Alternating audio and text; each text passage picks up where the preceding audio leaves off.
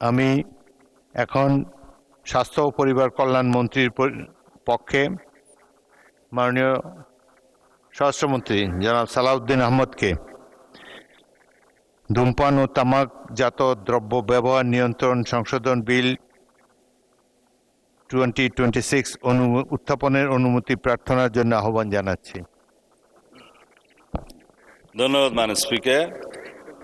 আমি সালাউদ্দিন আহমেদ, মন্ত্রী স্বরাষ্ট্র মন্ত্রণালয়, মাননীয় স্বাস্থ্য ও পরিবার কল্যাণ মন্ত্রীর পক্ষে ধূমপান ও তামাকজাত দ্রব্য ব্যবহার নিয়ন্ত্রণ আইন 2005 অধিকতর সংশোধন কল্পে আনিত একটি বিল, ধূমপান ও তামাকজাত দ্রব্য ব্যবহার নিয়ন্ত্রণ সংশোধন বিল 2026 এই মহান সংসদে উত্থাপনের জন্য অনুমতি প্রার্থনা করছি।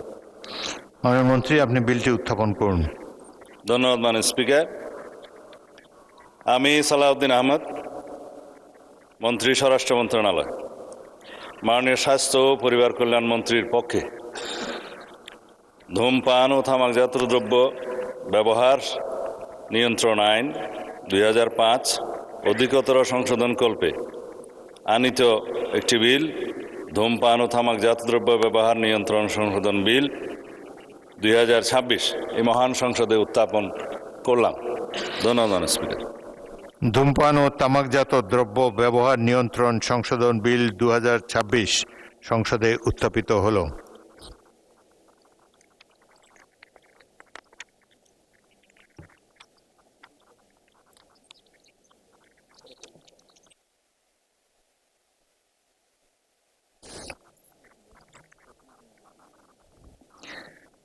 আমি এখন মাননীয় স্বাস্থ্য এবং পরিবার কল্যাণ মন্ত্রীর পক্ষে স্বরাষ্ট্রমন্ত্রীকে বঙ্গবন্ধু শেখ মুজিব মেডিকেল বিশ্ববিদ্যালয় সংশোধন বিল 2026 উত্থাপনের অনুমতি প্রার্থনার জন্য আহ্বান জানাচ্ছি।